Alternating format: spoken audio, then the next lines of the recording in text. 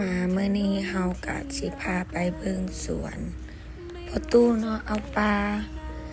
ตอนนี้เฮากะกำลังไปเบิ่งว่าเฮาสิไปฮอดไสเนาะเอาเตาถ่านประตูก่อนอันนี้คือเตาถ่านประตูมาโบกแล้วเฮาก็เดินทางต่อไปบ้านนี่นะยาจิบคอเนี่ยเนาะอันนี้ก็ใกล้ชิฮอดแล้วเนาะอันนี้ก็ภูหัวหินภูมองอันที่เขาจะไปเล่นน้ำกันแล้วก็ฮอดนาเนาะอันนี้ก็ใกล้ฮอดแล้วใกล้ฮอดเถียงแล้วเขาก็ย่างไปต่อเอาหน่อยนึงซะน้องมันเป็นคนไทยเนาะพอตู้ก็พาปูปลาปูดงโออีตนล้านจากน้อยเลยป้ายังพาเขาเนาะแล้วเข้าไปพุ่งปูเปิด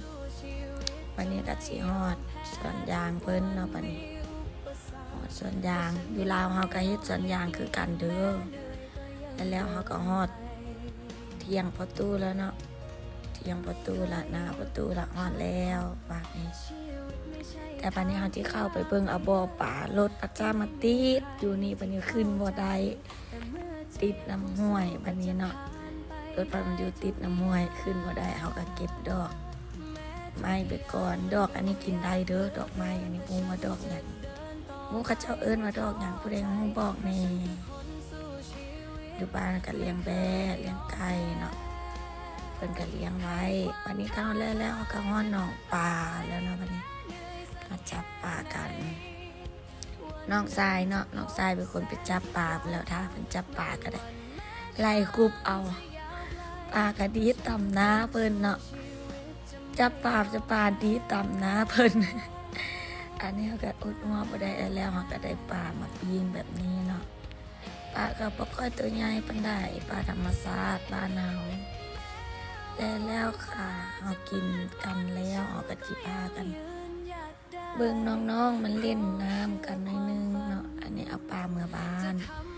แล้วเขาก็มาเล่นน้ำกันเต็มที่เล่นแบบสบายเลยไอ้น้องเพิ่นก็เล่นน้ำแล้วนี่เขาก็ขากลับแล้วเขาก็จิพากันไปเล่นน้ำตกวางแผนไว้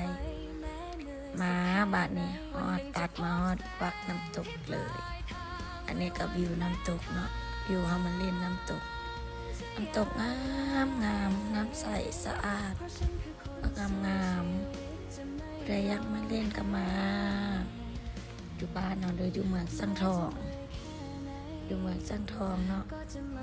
แข่งนครหลวงเวียงจันทน์อันนี้เขาก็ถ่ายแล้วเขาก็สิลงไปลุ่มบาด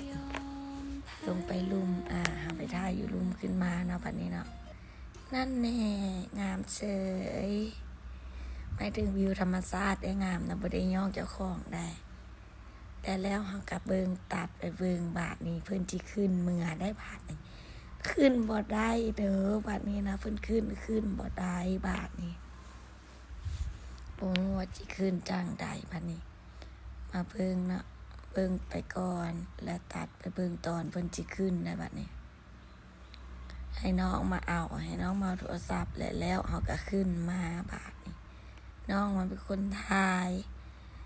ขึ้นบ่ได้เด้อพี่น้องหินบักมึนๆทางดีๆถ้าไปสิลงไปบ่จะให้ลงเด้อหินมันมืนแล้วบักสันแล้วเขาก็ตัดมาขึ้นมาได้เขาก็มาเล่นน้ำอาบน้ำอันนี้น้ำบักใสๆบักงามน้ำบักเย็นปานเฮาอันน้ำอยู่ตู้เย็นเนาะน้ำบักเย็นน้ำบักใสๆเบิ่งหน้ามันเนาะน้องมันแกล้งอันนี้คือน้องมันกวนเนาะเบิ่งหน้าแล้วอาบน้ำแล้วเพิ่นหนาวบัดนี้เพิ่นวนกลับเฮือนบัดนี้นะ